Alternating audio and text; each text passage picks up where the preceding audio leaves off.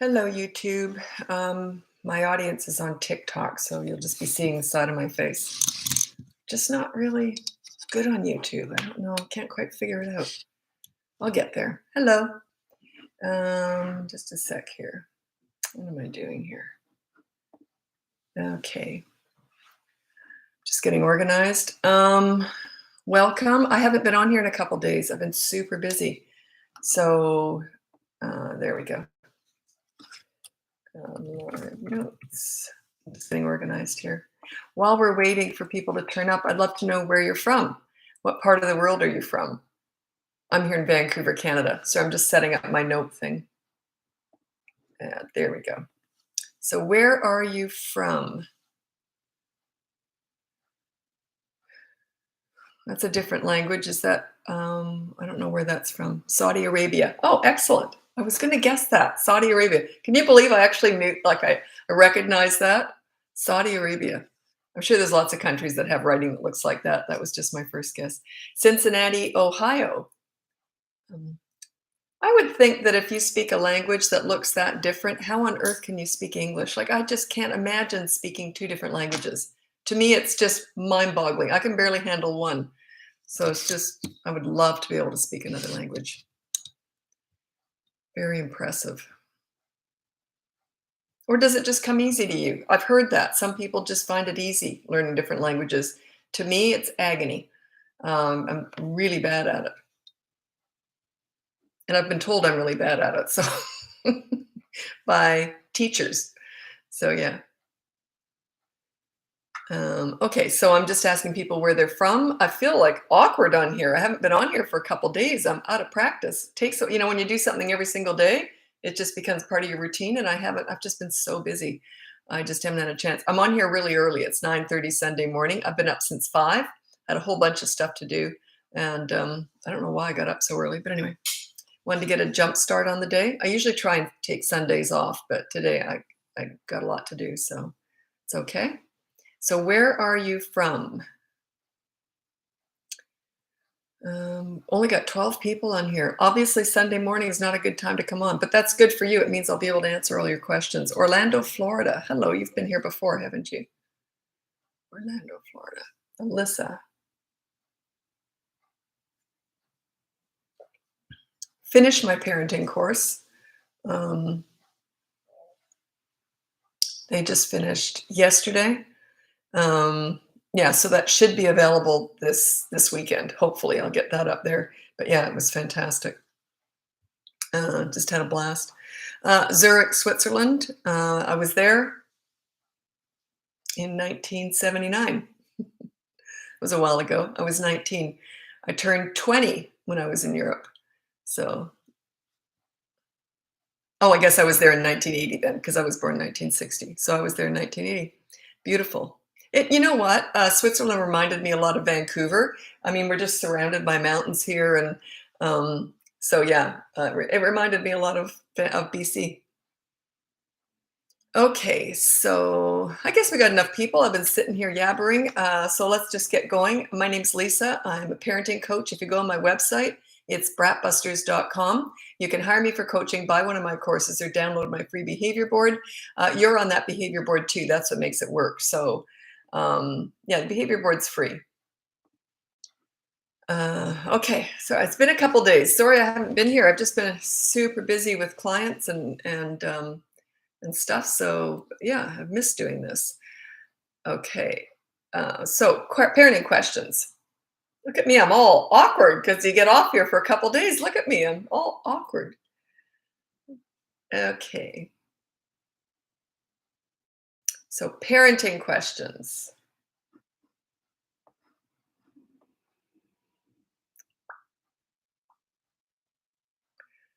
I love all your advice. Alyssa, yeah, from Orlando. Yeah, I knew you'd been here before. Thanks very much for that vote of confidence. There's lots of people who hate me out there too, and I love all that. I love shaking things up. That's okay. We're all allowed to think differently. And I also want to point out, I don't think my way is the only way, because that would be arrogant. I think there's lots of different ways out there. This way's just worked for me with kids for 51 years, and it's worked for a lot of my clients. If it doesn't resonate with you, then it's probably not going to be for you. So, we're all different, right? It's okay. It's okay to have different opinions. It's okay to be different. I'm totally, it's fine with me. Okay. Okay. I have 3-year-old twins and they're fighting. How do I get them to stop? Are they physically fighting? Um, I get this a lot. They call it sibling rivalry or just plain fighting. So, but yeah, you just separate them. Take one out of the room at a time, and then you say, okay, you can't get along, you come with me. But it was his fault. I don't care. You come with me. And just sit and read with one for a while, then put them back in the mix, then take the other one out for a few minutes. Go back and forth. You got to make this like a weekend project. Okay. They'll just either learn to stay away from each other when they get upset. They're too young to really explain that to right now, but they'll learn to either just stay away from each other because they get tired of being pulled away from the fun or whatever they're fighting over, right? So, or else they'll just start learning how to get along. But it's going to take time. It's not going to be overnight. They'll be 4 in July. Yeah, it's going to take time. When they get like 8 or 9, you can explain to them, just stay away from each other then.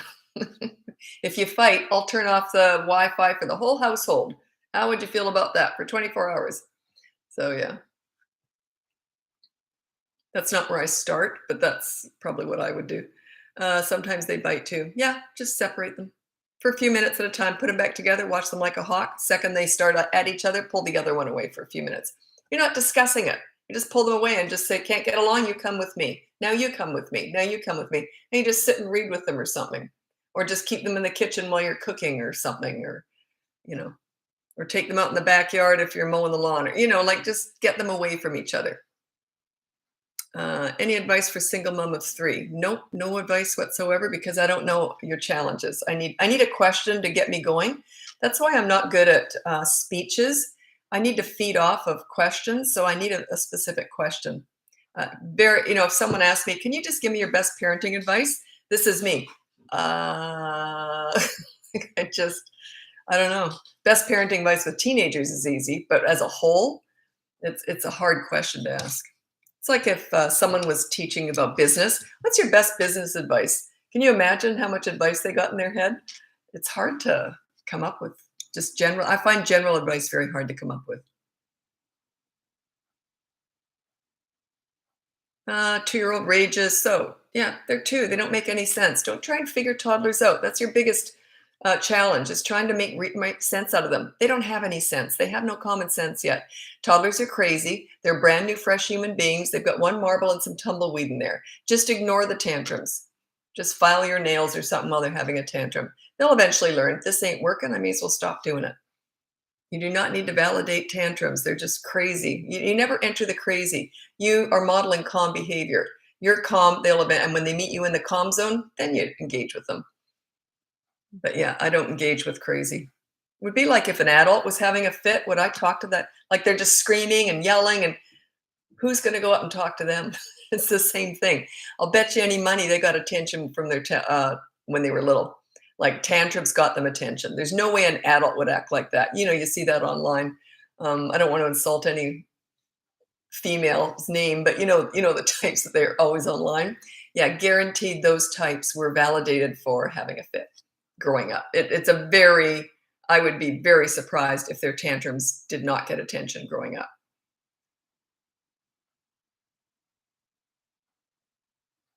Well, you asked about child going to bed. Are they 2 or 12 or 18? I don't have a clue. I need the age to answer that.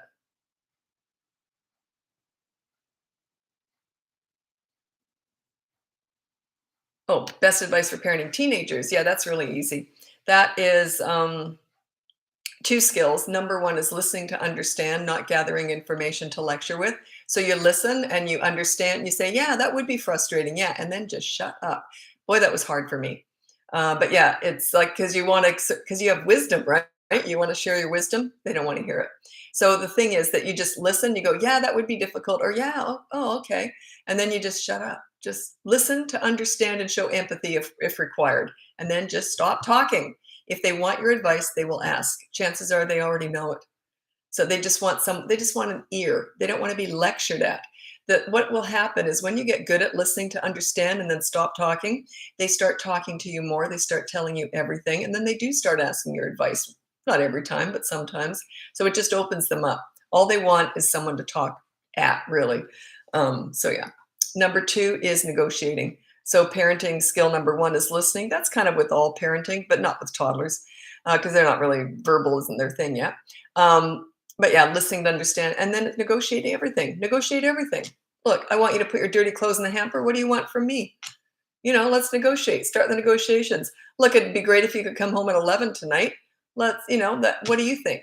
Let's start the negotiations. So you negotiate pretty much everything, because if you're not giving your teenagers a say in how their life goes, good luck with that. That they're going to do stuff behind your back, or they're going to rebel, or they might just be really easy. Some of them are just really easy, but most people on here who are asking me questions do not have, or people who hire me with teenagers, they don't hire me to tell me how easy their teenager is. So, and I've never worked with an easy teenager or kid. Not once ever in 51 years of being around kids and volunteering with them and managing behavior with kids, not once has anyone ever said to me, here's an easy one, Lisa. Not once ever. They've always gone, good luck with this one. They taught me everything. I didn't learn much with my own kids. I got respect when they were little. Well, I kind of already learned a lot anyway. And I got respect when they were little, and then just kind of sailed right through the teen years. But yeah, I learned this all from other kids. What's an alternative to saying no to my little one? What's wrong with no? What's wrong with no? And little wee ones are all actions anyway. You say no, and then it's an action. No just starts the ball rolling, but little ones under 3, they're all actions, consistent corrective actions.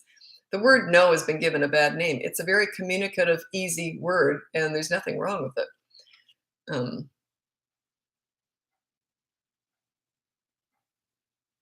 I'm pregnant. Advice on newborns? Yeah, I would have to say my best advice would be just go with it. Let them lead the way.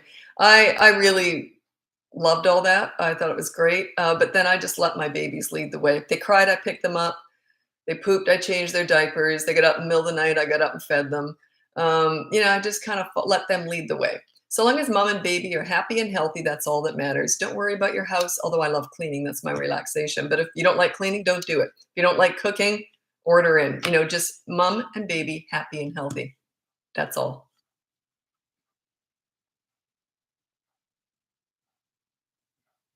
Co-sleeping. I don't have an opinion on co-sleeping. I also don't have an opinion on religion or politics or homeschooling or breastfeeding for how long. Those are things that's personal choice. So I have my own views on it, but I don't have an opinion to share at all. So yeah, if you like it and it's working for you, then do it. There's nothing wrong with it.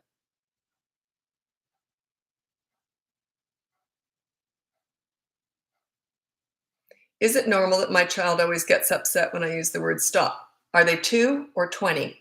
And when do you, yeah, I don't know. I need context around that. Do you have any advice for teenagers who are neurodivergent? Mine doesn't always understand consequences. Well, that's a broad term. I don't know what you mean by that. If you want my help, you'd have to hire me and figure that out. It's too broad of a term for me to answer that. So yeah.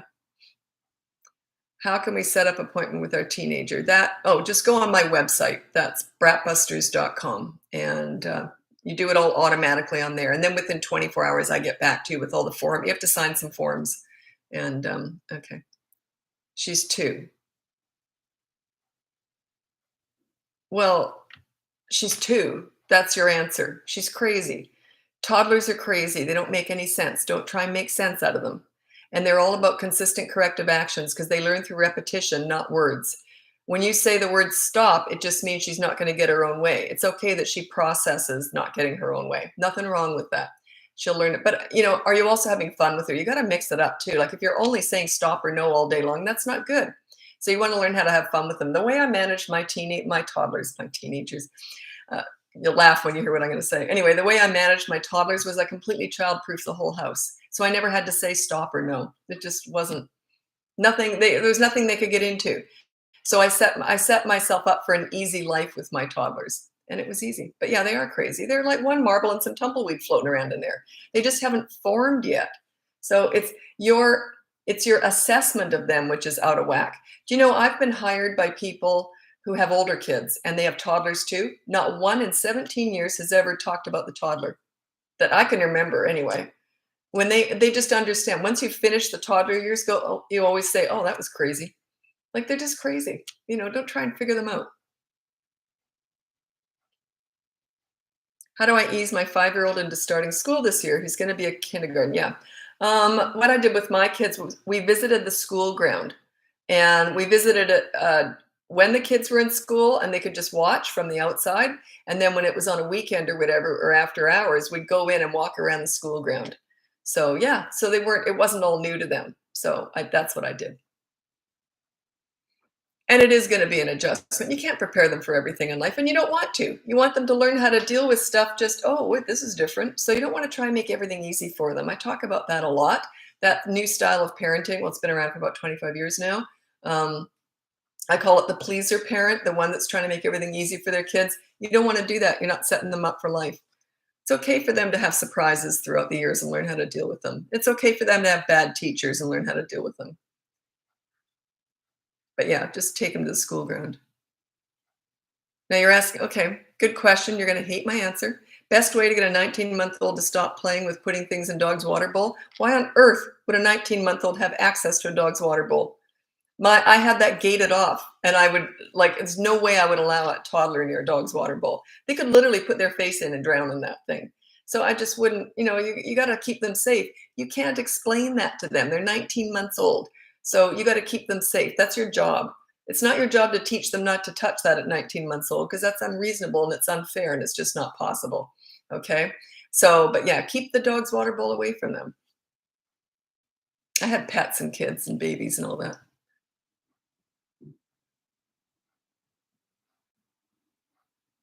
Any other advice with toddlers, please? Just go look on I have a whole, on my YouTube thing. I have a whole playlist on toddlers, and it's up in my um, TikTok there. It's toddlers, and I have a whole playlist on them. And I also have 3 courses on toddlers if you're interested. Um, I think it was one of the people that just went through my parenting course. No, no, it was no someone who hired me, I think. Can't remember. Anyway, they bought all 3 of the toddler courses, and then they hired me like a year later to deal with 3 or 4-year-old stuff. So, but yeah, they said they were all helpful. So, and they're just little mini courses. They're mini niche courses. I don't even know if I could do a full toddler course. I finished my 3 to 12-year-old course. I just finished with the group yesterday. Went fantastic. I'm so excited. Anyway, so I just finished with that, and then I'm going to go. That'll be available soon, hopefully by the end of this week, for everybody. And then I'm going to have a teenage course. I don't even know if I could do a toddler course, because you know what I'm going to say? Toddlers are crazy. That's all I got to say. They don't make any sense. So yeah, how much could I put into a course with toddlers? I'm not even sure.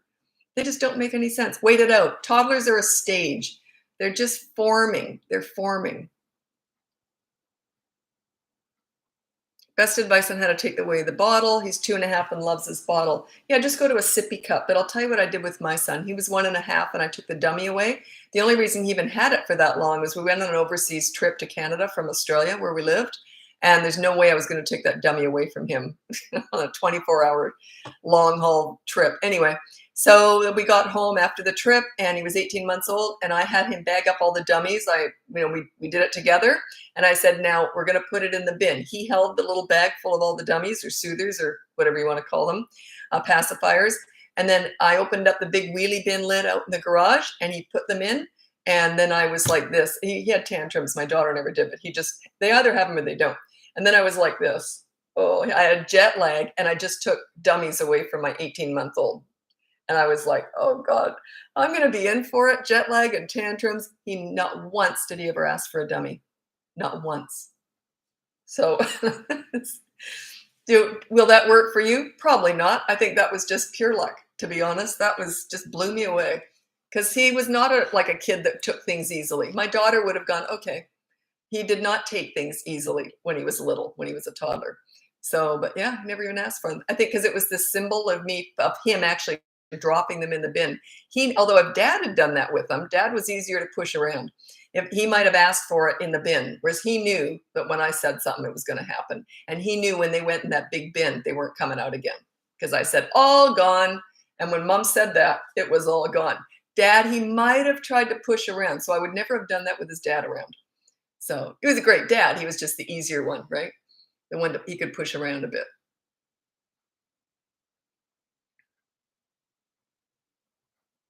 Mine only uses a bottle for milk. She refuses to change. What an interesting word, refuses. So she's in charge? Yeah, I'm in charge. They can't refuse. If I want them to get off a bottle, they're getting off a bottle. Like, yeah, she refuses. Is that the same one? She's just 2.5? She'll be 2. Okay. Yeah, I don't know what to say about that. My daughter refuses, it's the same mom, Nicole. My daughter refuses to listen unless I get upset or serious. She's about 2, and this is no, okay. So in other words, you yell. And so that is a short-term solution. It works in the short term. It will backfire big time down the road. That kind of stuff. So yeah, they're not really good at listening at that age. Remember, toddlers are crazy. You just got to child-proof your house, and then it's consistent corrective actions. So whenever and you just pick a battle, 1 per week, let's say, and you say, okay, we're going to stop the biting this week. You got to watch them like a hawk. Every time they bite, you say no, and you remove them from a situation just for a minute or so, or take a toy away. Consistent corrective action. They learn through repetition. But don't do everything in one day. You're going to self-destruct. But yeah, so she refuses. I don't know how on earth a child can refuse when you put the bottles in the garbage and the garbage man takes them away. How is she in control of that? Like, I don't understand the word refuse. Like that, you're giving a 2-year-old a lot of power, like a lot of power. How to handle tantrums in public? Exactly the same way that you do at home. You got to be the same parent that you are at home than you are in public. I'll tell you the story about my son, the mall story. It was, I think, his second to last tantrum. He was 3. Went to the mall. It's a crowded, loud mall, so this is why I could do it there, because it was loud anyway. I would never do this in a restaurant, by the way. I wouldn't never, like if a kid's having a tantrum in a restaurant, you get out of there. Have your food boxed up or just run, because you don't want to do that to their patrons. It's just nasty, right? So anyway, it was a crowded, loud mall, so no one really cared. And it wasn't a super bad tantrum, but still, you have a tantrum. So I pulled him off to the side, and then I got out my nail file, and I started filing my nails. And he was just down there screaming away, having his fit, and I'm just ignoring him. I'm just waiting. He knew by this time. He knew that and I knew it wasn't going to last long because he knew Mom.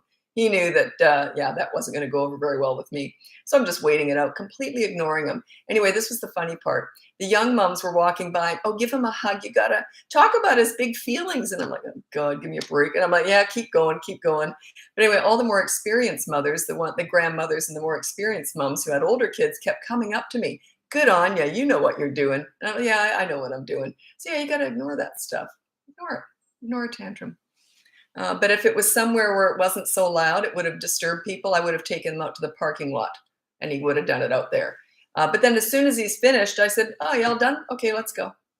You see, that was like a non-event to me. I do not give that any weight, any attention, nothing. That crazy stuff, I reward the calm, not the crazy. As soon as he's calmed down, oh, y'all done? Ready to go? Okay, let's go. I never discuss it. Why would I? I wouldn't lower myself to discussing the crazy. He just learns when that gets no attention. They just learn other ways of communicating, like actually being nice and polite. They just learn. So you do not need to validate that. Oh God, I just got this flashback. I've been saying that every single day for how many years now? You do not need to validate tantrums. They are not based on feelings and emotions. And if your child is damaged by having a tantrum ignored, you got bigger fish to fry. There's something else going on there. So yeah, when a kid knows they're loved and all that stuff, ignoring a tantrum is good for them. It's like, hey, this crap isn't going to work anymore. Maybe I should be a better person. They just learn.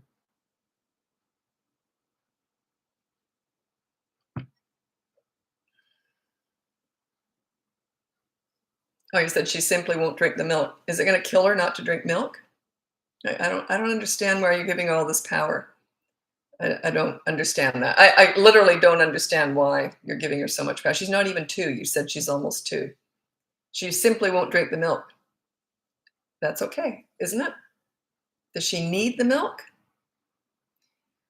Pretty sure after a day or 2 she would anyway. Once she realizes she isn't in charge, she's learning she's in charge. Very much so. When having a tantrum, what should I do to prevent them breaking stuff? I actually have a whole course on that. It's a little mini course about toddler tantrums. I think I called it something like toddler tantrum busting. Anyway, I can't remember. But yeah, you restrain them. If they're getting violent, you restrain them. You want to keep them alive and keep them safe and keep stuff safe. So you just restrain, just hold them. If facing away from you, just hold them like that and ignore them. Don't look at them or talk to them. If they're bigger, you can just hold them down here. Just hold them like here and here and just wait it out. They're going to get worse though, but that's okay.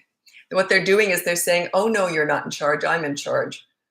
Yeah, that's all they're doing. When they get worse, that's good though. If they get worse, it means that they're really struggling for leadership over you. You don't want them to be the leader. You want to be the leader.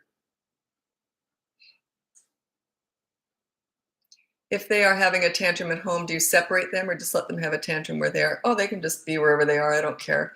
But I never like walk out. If I was going to go do something anyways, like go and do laundry, I would go and do that. But I just go about my day as if I don't even notice they're there.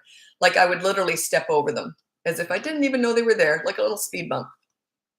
They learn very quickly. I've had kids I've been babysitting who didn't know me and would really get a lot of attention from their parents. They'd tantrum. I'd step over them, completely ignore them. If I went in another room doing laundry or whatever, they'd stop crying, stand up, follow me into that other room, and then lay down and start crying again. Talk about manipulative, right?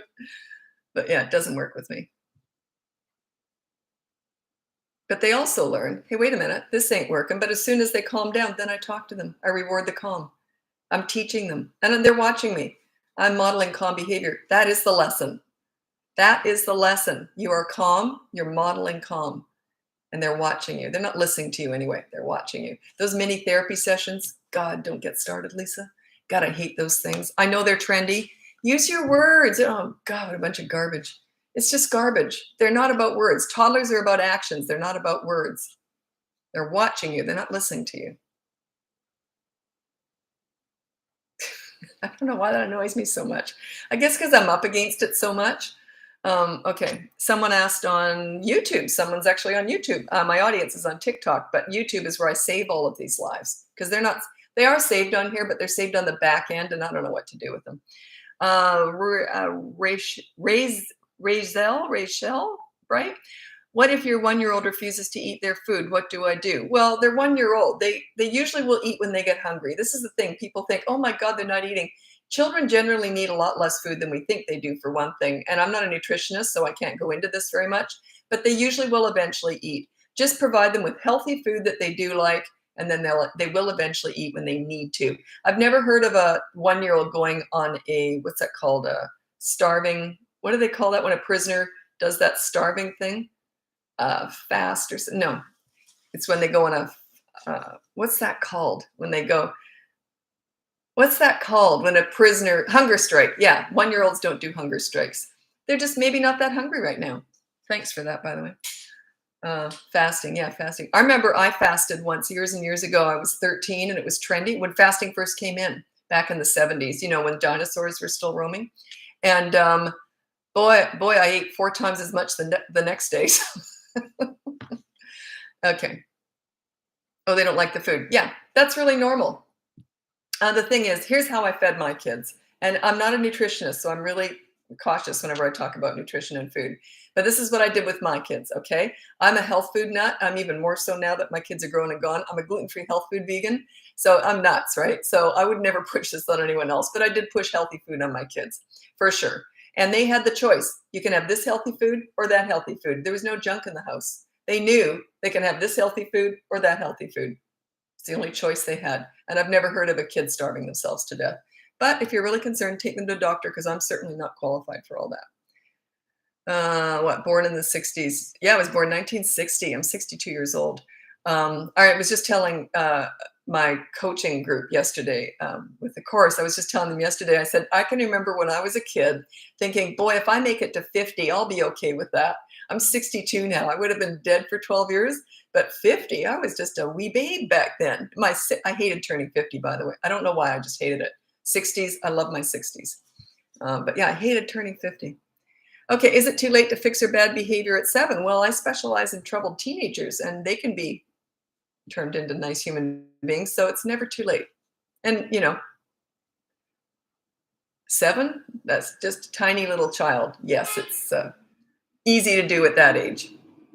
I'm 23. Any life advice, please? Wear a bikini if you want to wear a bikini. Chat to people anywhere if you want to chat to people. Smile as much as possible. Throw yourself out there. Don't hold back. Throw yourself out there. Go for it. Someone said 50 was hard for me too. I took my daughter, she was 15, I think, at the time.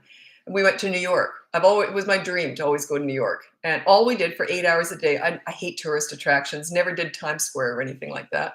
We just walked around the city up and down for 8 hours every single day in New York, Manhattan, up and down, both sides, mostly the west side. We couldn't quite get to the east side very much. That's a big island, right? So we did that for my 50th birthday because I really was, I don't know why, 50 hit me. 60 was like piece of cake. I think because I was in the middle of menopause, I'd put on 40 pounds. I wasn't feeling great. I think that was part of it. But yeah, 60, I feel great. Lost the weight. I'm full of energy. I'm hyperactive. So yeah. But yeah, 23, just go for it. Be yourself. You know what? If people think you're nuts or crazy or they hate you, chances are you wouldn't like them either anyway. So people will be drawn to you. When you put yourself out there and you smile a lot, just put yourself out there, you'd be amazed what can happen. That's my best advice. Don't hold back. Just be yourself. Don't worry about people saying, you should see the hate I get on here. I'm newer on Instagram now. You should see, they hate my guts. They're calling me ugly, fat, old, shut up, you stupid old bat. People should call the police on you. I could care less. Yeah, just go for it. I wish I'd been more like that when I was young, but that's wisdom, right? Stand tall too. Yeah, just own yourself. Own it, but not in that arrogant way, but just, you know what? I'm a good person. Throw yourself out there. The naysayers, you don't want to know them anyway. You want to be drawn to positive people, and that draws them in. That positivity draws, and when you get old, you can't do this now, but when you get old, my age, and your parents are gone and everything, and your kids are grown and gone, you can choose to do what you want, when you want, with who you want. You tend to I've called everyone in my life that didn't bring me joy. Anyone who was negative or nasty or snarky, I just got rid of all those people. You can just do whatever you want when you get older. When you're younger, you have to put up with a little bit more. You just do. But yeah, so I'm at that age where I've just got total freedom. And looking back, I would have done things a little bit differently. I probably would have done some of that earlier.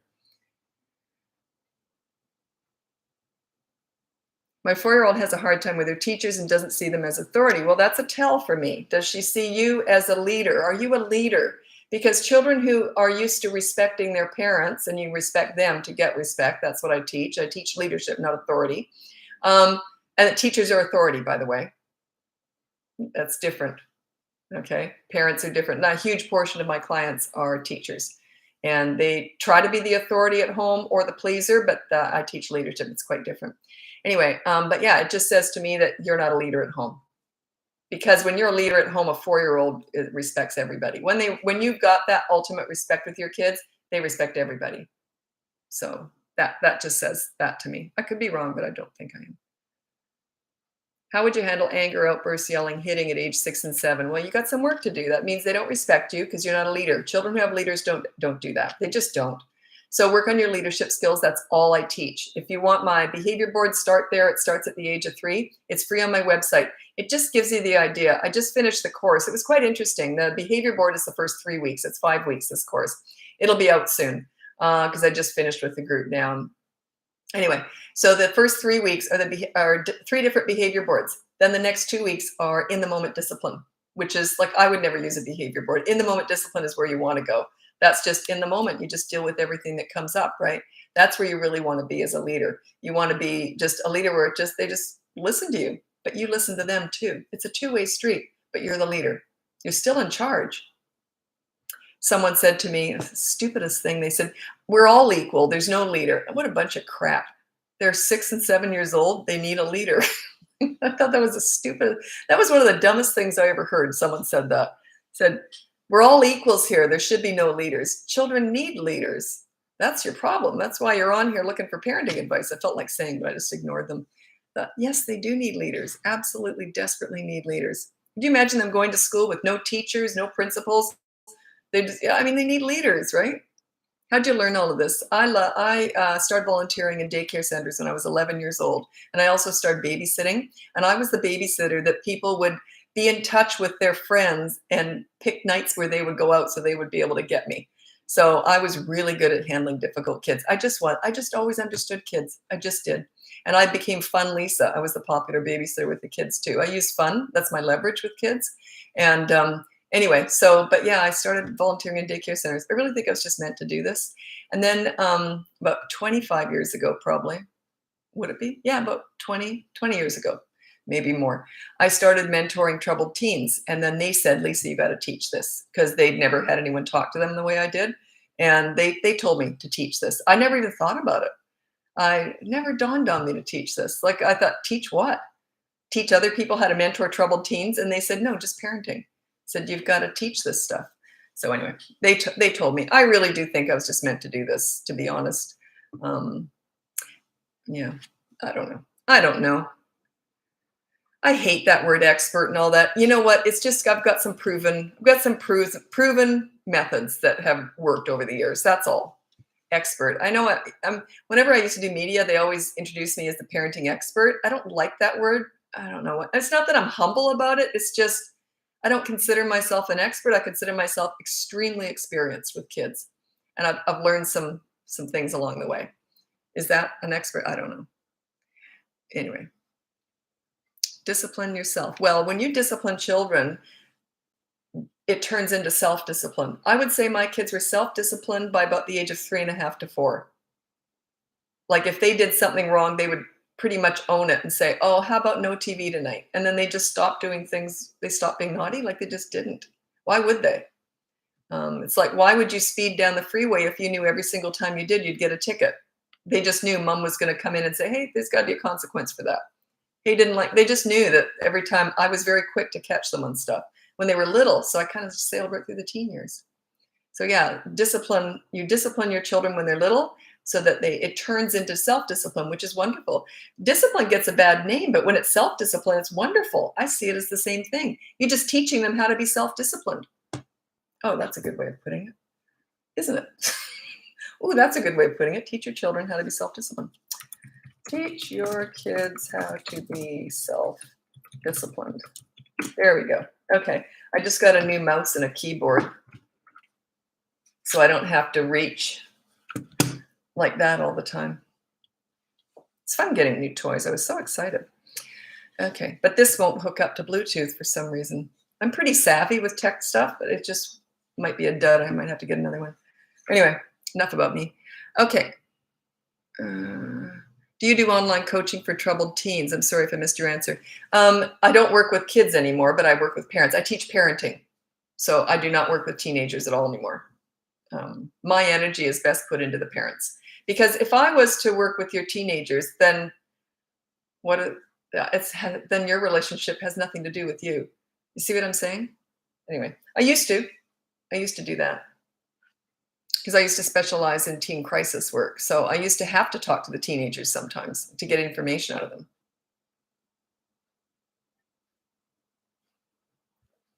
Okay, I know it's my fault, but how do I change my parenting to help her?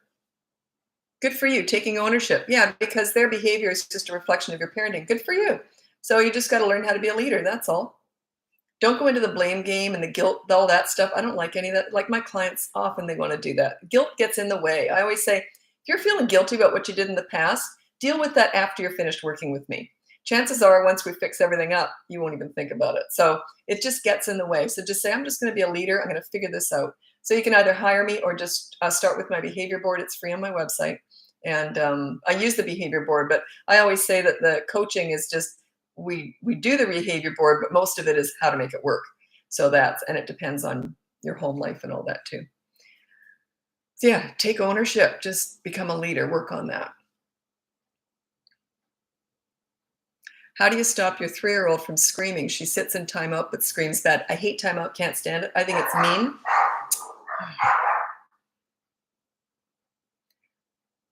My neighbor's dog hates one of the other dogs on the floor, and if he can smell him, like if he's been out in the hallway, that's what he does. Like, I'm going to tell him off. Anyway, that's stop a 3-year-old from screaming. Timeout, right? I hate timeout. I think it's mean. And someone said on here, I think they said it's humiliating. Their mother said it was humiliating. Did I do a video on that? I meant to do a video on that. I wrote it down. Anyway, yeah, timeout is humiliating for a child, Can you imagine if you did something wrong at work and your boss put you in a corner? It's the same thing. It's humiliating. So yeah, I'd be screaming too if you put me in a corner. So I'm just gonna write this down. I hate timeout. Can't stand it. Never done it. Never will. There's 3 methods that are really common, and I hate them all. Timeout's the least of my, like, I don't hate it the most. How do you word that? Anyway, there's 3 of them. I would say number 3 is timeout. Number 2 is diversion. Um, they're having a fit, they're being rotten, and you say, here's some candy. You divert them away with the treat. So they've just learned, hey, wait a minute, when I'm rotten, I get candy. You see, you're rewarding, because you never divert with broccoli. Here's some broccoli. It's always a reward, right? So timeout, diversion. The worst one is the countdown method. You better stop doing that by the time I count to 3. So he starts pounding his sister harder and harder. They've learned that in the short term, they can do anything they want, but in the long term, no. And then the parents, it makes you look like you're afraid of them.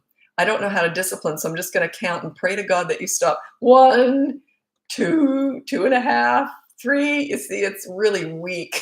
It just makes you look like you're just terrified of your kids. And it's teaching them that it's okay to do anything they want in the short term. Then after you hit 3, they stop, and there's no consequence for pounding the heck out of their little sister. It just makes no sense at all. So yeah, can't stand time. I agree. My parents were very disciplined, and I became self-disciplined. Yeah. Can I hire you? Sure. You just go and do that on my website. It's right on my website, bratbusters.com. Gotcha. So I have to have my daughter work with you. I think, oh, you ask her first. I've been hired by grandparents. Doesn't go over well unless they've discussed it first. I won't go into it, but yeah. I always say, don't ever hire me and give me away as a gift unless you've checked in with that person first. Be very careful about that. Some people can get very insulted by that. And how do you think those sessions go when they're like this?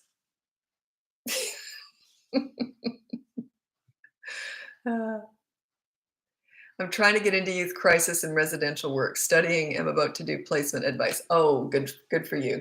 I've been hired. A lot of my clients, huge amount of my clients have child development degrees. So there's teachers, principals, school counselors, child psychologists, because that's all institution based. This parenting is very personal. It's completely different. And I couldn't do what they do either, by the way. They're just different roles, right? So anyway, I've never been hired by a youth worker, not once, not ever, that I know of. They've never said they're a youth worker. If you can get respect with a troubled teenager, that's your PhD right there. That was my thing, was mentoring troubled teens. And that you will learn more about yourself through working with them than anybody else. Be vulnerable, be open, but don't show fear. But be very vulnerable and be very open that, hey, I don't know what I used to say. I don't know what I'm doing here. I didn't know what I was doing. I got some training, but I never used any of it. I said, I don't know what I'm doing here. I'm just here to, see how we go. So be humble, open, but don't show fear. Be very careful with that, because and don't show that they hurt you. Be very careful with that. I won't go into great detail, but hey, I could teach a whole course on that, on how to work with troubled teens, but I have no qualifications, so I wouldn't do that, because that's working with them. I teach parenting, but I could give you a lot of advice on that. But yeah, I don't do that. I could give you advice just based on my own experience. There you go. I could talk about my own experience, but I have no qualifications to give anyone else advice with all that crisis work. But yeah, I did a lot of it. Okay. And is your website in the bio? Yes, it is. Bratbusters.com.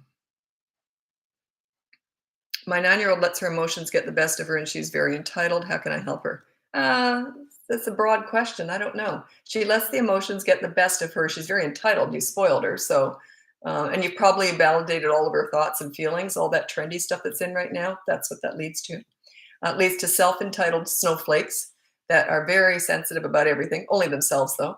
And yeah, that's what that please your parents style that's so trendy right now. That's what it does. So yeah, I would say kick that to the curb and become a leader. Any tips on handling aggressive toddlers? I have a course on aggressive toddlers if you're interested. It's $29. It's just one of my little mini courses. It's on my website.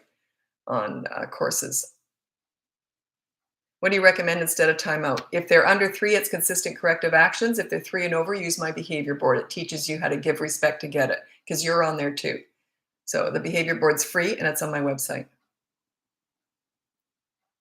My 2-year-old always spitting on people when I said, yeah, it's consistent corrective actions. Just say no and take something away. Obviously, there's no good consequence. It's not upsetting him. He should be upset. Like if he's spitting constantly, that's a bit of a next level thing. You really want to handle that. So if he's playing with something and he spits, you take that something away, put it up where he can see it and leave it there for about an hour. Yeah, let him have a fit. He's going to have to go through that process because he's obviously in charge. If he's doing that, he's in charge. So you have to kind of take it up to the next level.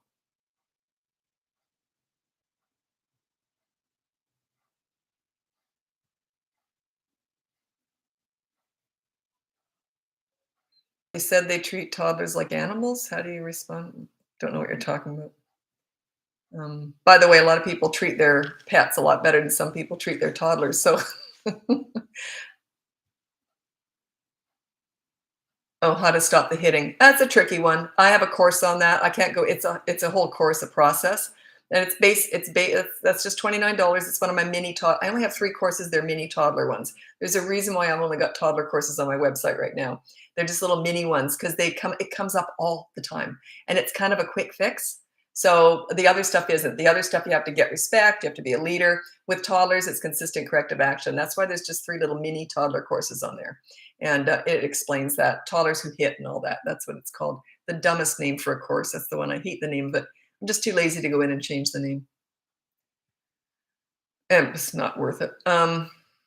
To add, I learned a lot from you, and I do agree with your methods. That's great, and it's not for everybody. I want to point that out. It's like religion. You can be absolutely sold on something, but someone else, it doesn't resonate with them. So if it works for you, I'm thrilled I can help you. And might as well put my 3-year-old in a boxing ring. Yeah, you can feed that behavior and let me know how it goes. But I know what you're saying. What's your best advice for a 3-year-old boy? My little boy was very gentle. He did have tantrums, but he was a very gentle little boy, like he never hit or anything. And they're all different. You know, I've known some really aggressive toddlers that were girls. I don't find any difference, especially with toddlers. I really see a big difference when they become tweens and teenagers. That's when you see the boy and girl stuff really come out because it's a hormonal thing, right? It does change you. Estrogen and testosterone affect us differently. So, but yeah, when they're little, they're all kind of the same. 3-year-old boy, I don't have any best advice for that.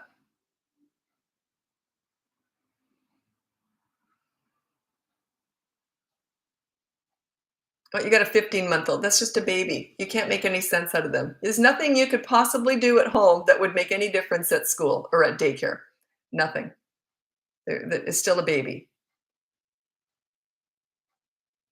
Yeah, she's probably doing it to get more attention, right? Yeah. But yeah, I can't help with that. Not with a 15-month-old. They're still babies. I think of them as babies up to about 16 months.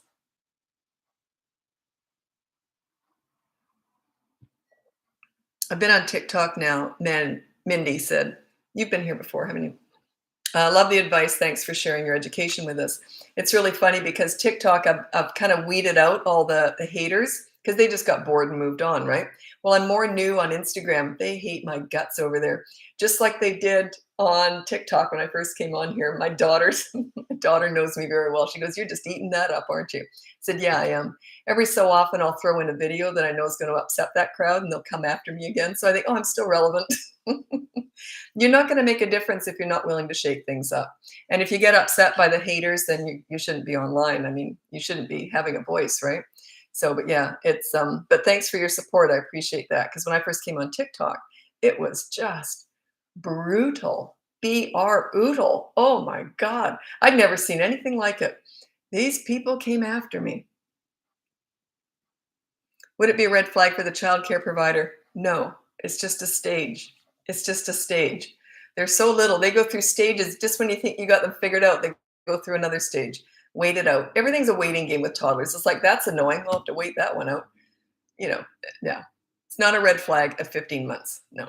If that's 2.5, more so. Not a red flag, but you deal with it quite differently. She cries more than 80% of the time at school. Red flag. Charlotte. Wait a minute. Is that the 15-month-old? 15-month-old. Yeah, I don't know what's going on there. If she's crying all the time, maybe they're not very good at it. I don't know. I have no idea. I have no context around that. So I can't answer that. But she is still a baby. You keep calling it school. That's what's throwing me off. Isn't that daycare? Do you call it school with a 15-month-old? Or did you say 15 years? It's just, I'm throwing 15-month. Yeah. Sorry, I'm just thrown off by that. It's just daycare. Yeah, maybe she just, I don't know. I don't know what's going on. And you need to put the age down. You've got twins screaming. Are they 16, 6 months? I need an age.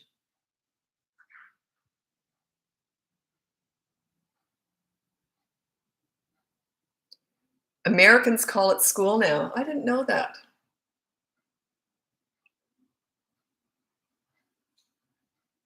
They're probably not that good at it. I work today. Yeah, I can't judge them. I don't know what's going on. I honestly, those 3-year-old twins, what are they doing screaming all the time? I don't know what's going on there either. Like, why are they screaming? When are they screaming? How often are they screaming? Are they hitting each other? What kind of parent are you? Are you the authority, the pleaser, or the leader? So you see, I don't know why they're screaming. The children will scream with the authority. They'll scream, not so much the authority, but they still will. The authority, the pleaser, they don't tend to scream with a leader. They just don't. Leaders are different. So I don't know what kind of parent, I don't know why they're screaming. What's the source of their screaming?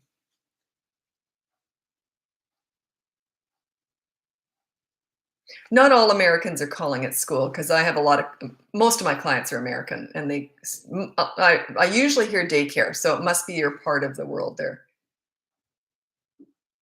But yeah, I haven't heard that called that before.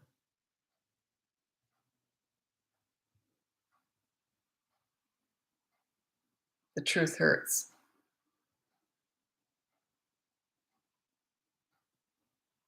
What hurts? What was your truth?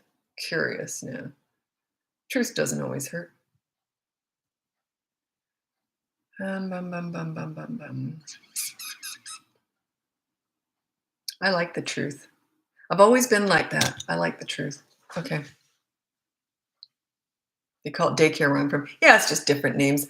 I raised my kids in Australia, and in Brisbane, where my kids were mostly raised, they start at 3 years old. They go to kindy, then preschool, then grade 1. So they're 3 years old kindy, 4 years old preschool.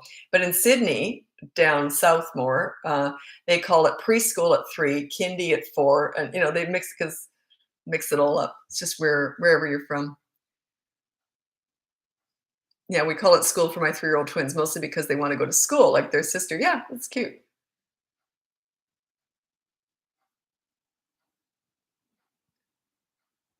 Oh, I was talking about the haters. Maybe they were hating causing oh, no, they were my competition.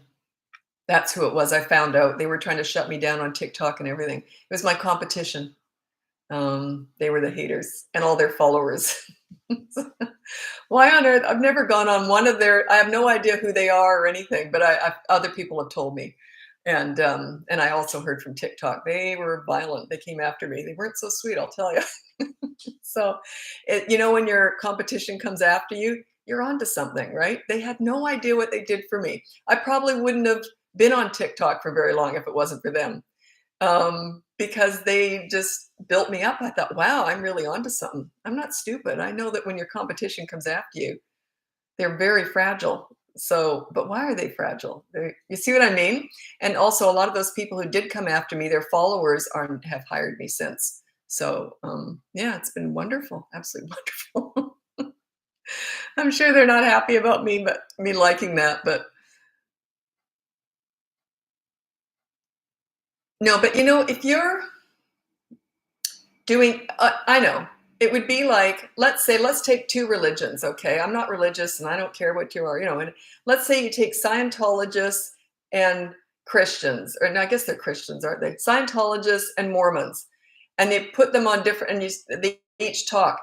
Some of those people are going to start hating the others, most of them. And the funny thing is, if we're loving people with kids and you start spewing hate, how loving are you as a parent? You know what I mean? Like, it just makes you look bad. So what if they started attacking each other?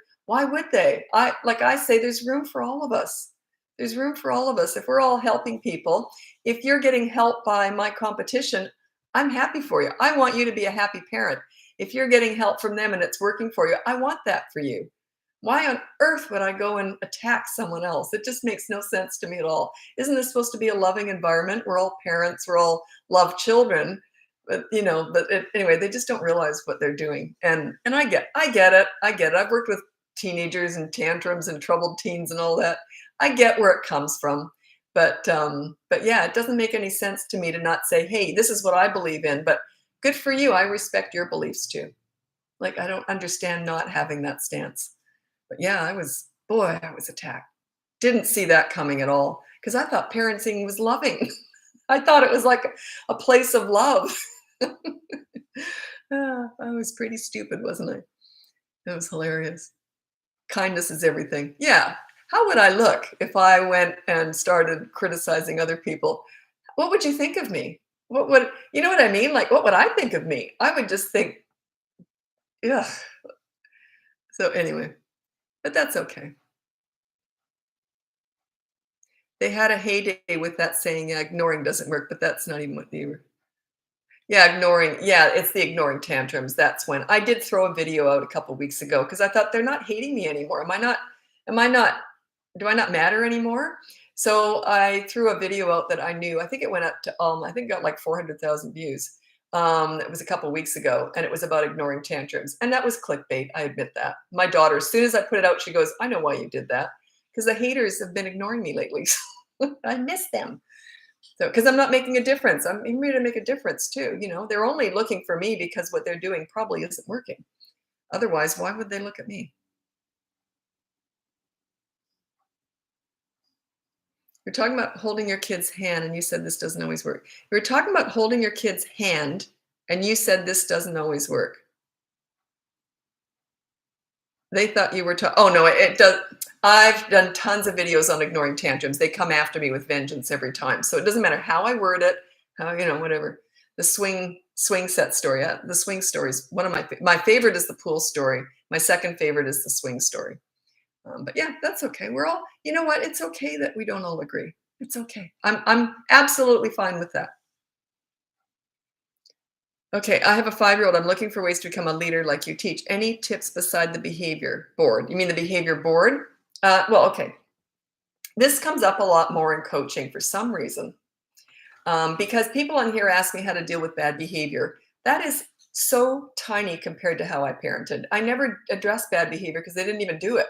Like, it just was so easy because I was a lot of fun. I was very good. And this is how I managed all kids, not just my own, but all kids, was I was fun Lisa. And they had fun and they felt good about themselves when they were around me. I made them feel good about themselves. When you are the source of their high self-esteem and their pride, they want to please you. That was my weapon, was being fun. I always said my weapon of choice was humor. Because when they're having fun and when they feel good about themselves when they're with you, they would be embarrassed to be naughty. Do you see, to be bad or mean? Do you see what I'm saying? It would embarrass them, even at a really young age. So if you're the source of them liking themselves, being proud of themselves, and you having fun with them in their worlds, you never bond with a 3-year-old at the nail salon. You go to the park and roll down the hill with them. You bond with them in their world.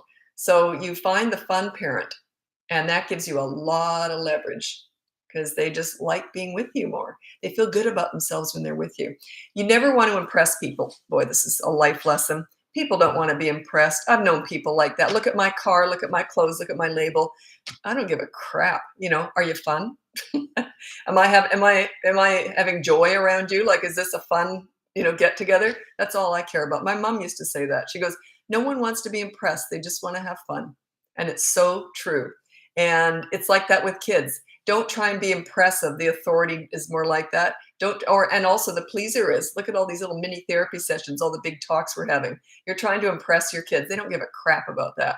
The leader is fun. They just want to have fun. They want to like themselves when they're with you. They want to like you. They just want to have fun. So I always said humor was my weapon of choice with kids, because people used to ask me, how do you get such good behavior out of these teenagers and kids? And I said, I'm fun. And there's discipline in there too, but it's secondary. My number one thing with kids is fun. So does that make sense? I never talk about this. Oh, should I even talk about it? Comes up all the time in coaching's very different. I don't know why. I just let stuff fly in coaching. Um, should I say this? No, just some of the stuff I used to do with kids. It's just crazy. Like I'm nuts, right? But it's all like just to pull them in, like to sort of have fun with them. And then they're having fun. Kids who are happy rarely are rude or disrespectful. Rarely. When they're happy when they're with you and they like themselves when they're with you, they're proud of themselves when they're with you, they're just easy. That you know why I don't say that a lot? Because it sounds too simplistic, and yet it is. But anyway, it just is. Said I've learned so much from catching you on live here and there. Thank you so much. You're very welcome. I love doing this. I don't have time to do it every day, to be honest. I'm really struggling these days because I'm busy. But I do love doing these lives. I really try and do this every day. Almost 3-year-old hitting and screaming, what's a good consequence? And do you ignore the hitting? No, you always, okay, so if they're having a tantrum, there's two different things with that. Are they hitting without a tantrum, or are they just hitting during a tantrum? So you restrain them when they're hitting during a tantrum, right? Because they've gone nuts. At that point, they're not thinking or anything. So you just restrain them. You don't put them in a straitjacket or anything. You just hold them and just wait. Don't look at them or talk to them. Just wait till they calm down, then let them go. If they start hitting again, hold them again. They will learn, hey, wait a minute, I'm going to be restrained when I get violent. It's okay. You don't want them to hurt themselves or anyone else or damage any property. But if they just go up and hit someone like that, put it on the board, no hitting, and deal with it, have a consequence for that. If they hit, let's say they hit their younger sibling, that younger sibling gets to play with their favorite toy for the rest of the day or something like that. So I've got it all. It's all on my behavior board. Yeah, it's free on my website.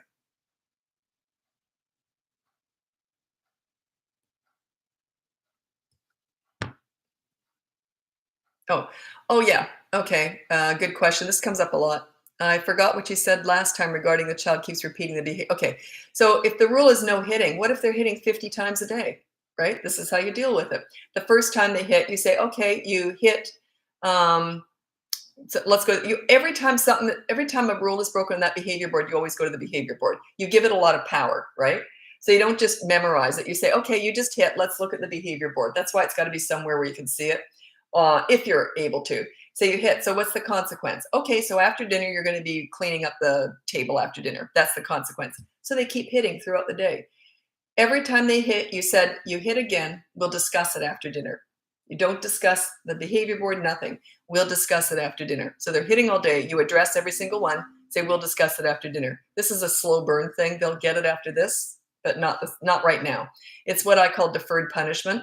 So you say to them at the end of the day, after dinner, when you don't ruin bedtime or dinner time, but between the two, you say, look, you were hitting all day, and on the behavior board, the consequence was you have to clean up after dinner. But because you hit all day, we're going to go to the second consequence. Media blackout for 24 hours starts now. Do you understand? Shut it down. Don't discuss it any further. Not fair. I didn't know. You'll know next time, won't you? Just shut it down. And the last thing you can say is, I won't be discussing this any further. That's it. Let them have a fit. Their fit is their way of processing what's just happened. They just process the fact that, hey, maybe I shouldn't be hitting all day. That's all it is. Allow them to do that. Their scenes are far more upsetting for you than they are for them. They get over them a lot easier than you do. Okay. I hope you continue without tantrum. Oh, that's someone else. Sorry.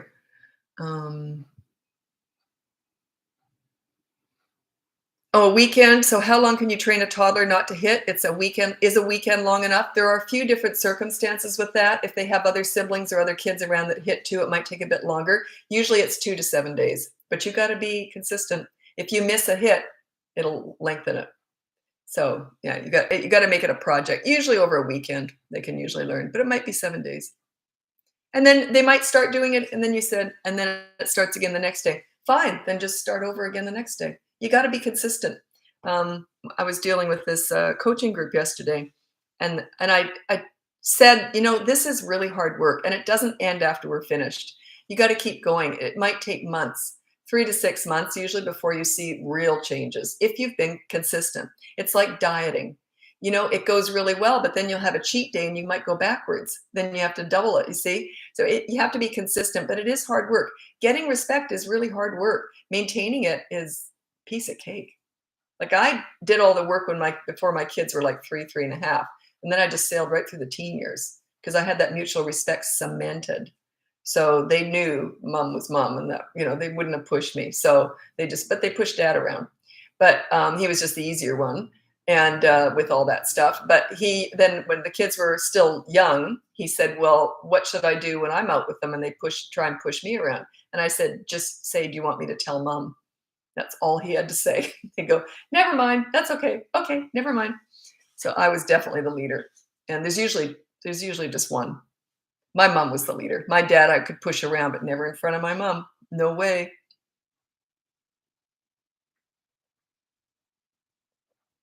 I get asked this all the time. Tips on mom guilt as a single mom. I get asked this almost every single day. How do I deal with the guilt? I can't help you with that. You just have to put it aside for now. And then let's say in 3 to 6 months after you've been doing all this, if you're a leader, that guilt, you're just going to laugh at it. Like, who cares? It won't matter anymore. So yeah, it's like saying, I always go to dieting because it is kind of similar. It's hard work and you have to be consistent, right? It's kind of like dieting. They say, well, I feel so awful at this weight. How do I get rid of feeling awful? I say, well, get rid of the weight and then you're never going to feel awful about the weight. You know what I mean? Like it's the same thing. So just make the changes and then what you were doing in the past won't matter. You'll just go, oh, I just didn't know any better. Okay, autistic children, that's not for here. That's for coaching if you want to hire me. And it's like at least 3 sessions because I always say I throw mud at the wall in the first session. Then the second and third sessions, we're seeing what's stuck. So you just got to try different things with autistic children. The children on the spectrum, they're all different. They have different triggers, different things that they are drawn to and, not drawn to or, that they really can't handle. So yeah, that's coaching only. If you're interested, it's on bratbusters.com.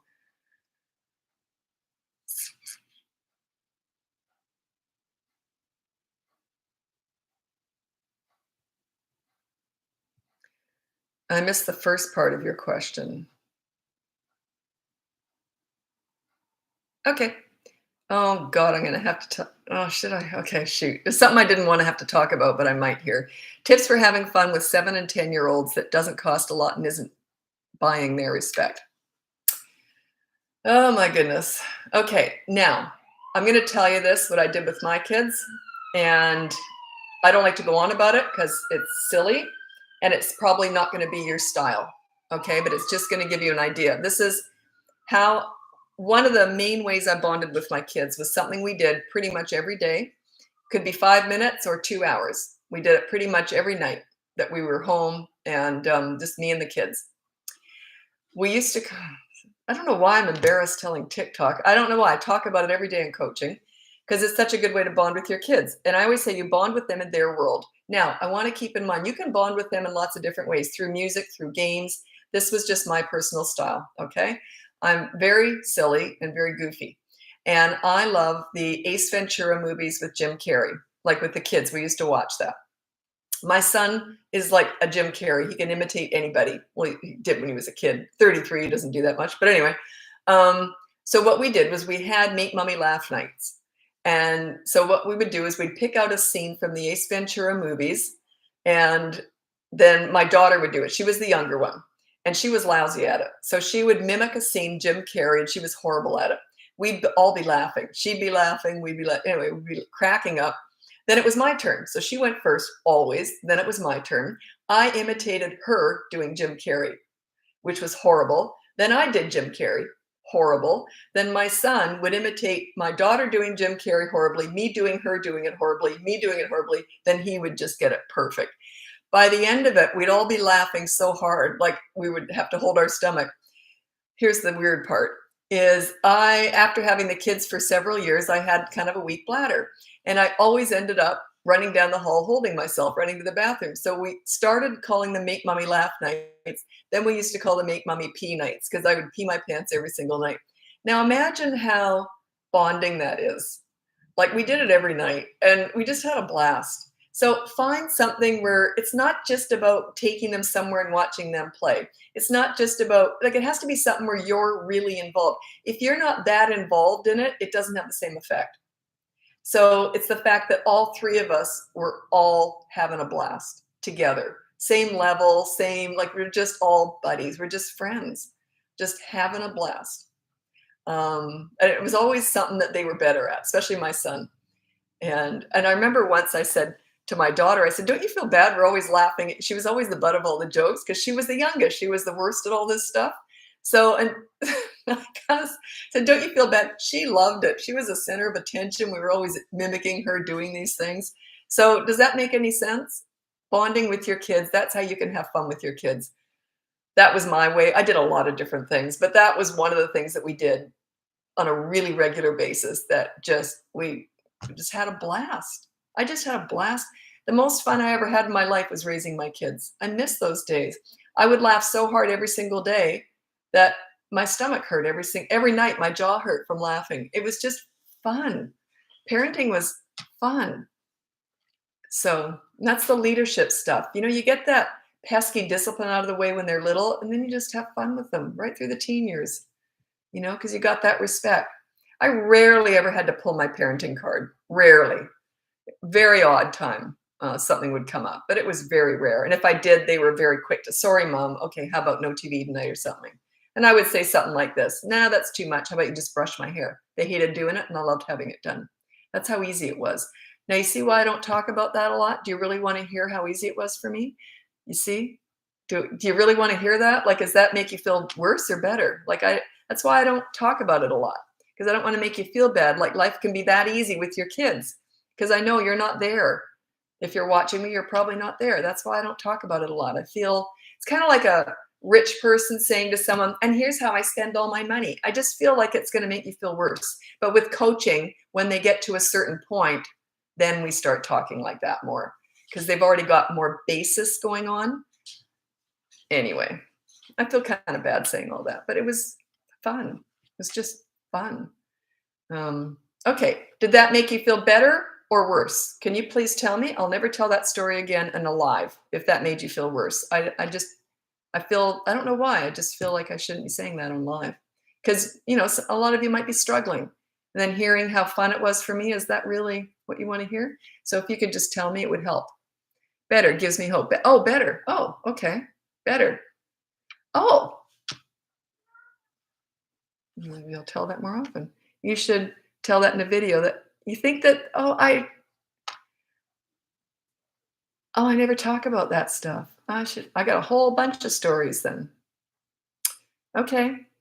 Make mommy pee nights, etc. Oh, I could tell you a million stories, a million things that we did.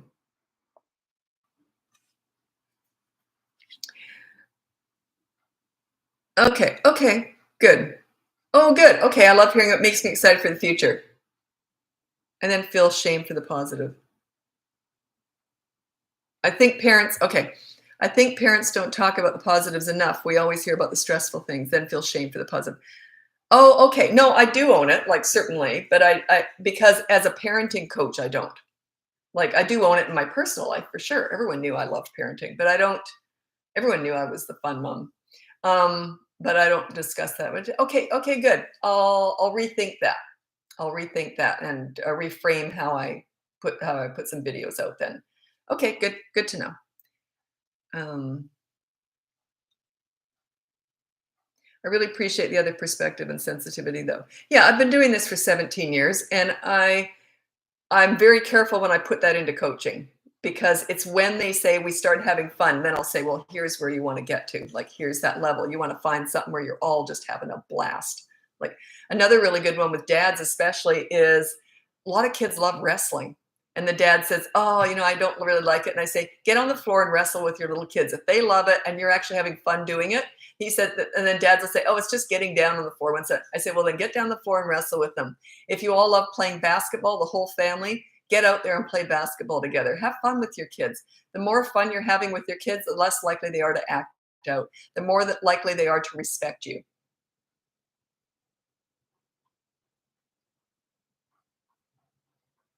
Yeah, fill their cup first. Boy, what a good way of putting it. I'm gonna write that down. Who am I gonna give credit to? Jaden. Fill their cup first. Jaden. Well, good way of putting it. Exactly. You know, a lot of this is like 99.99999% of my parenting was all goofy and fun. Very little of it was anything the least bit corrective or negative. I mean, it just was all fun. But you know, I had to work for that, right? And I said, you know, when I was working with kids, my weapon was fun, humor. So that was my leverage with kids. Was I wasn't so fun. If they acted out, I'd just say, I'll tell you what, let's just stop this for just 30 seconds or so. And I just waited out. They hated that. We're right in the middle of having fun, and one of them hits another. Didn't like that. Let's just stop the fun for 30 seconds. La la la la la la la la. 25. La, la, la. So even that, I'd kind of make fun of it, but they didn't like that.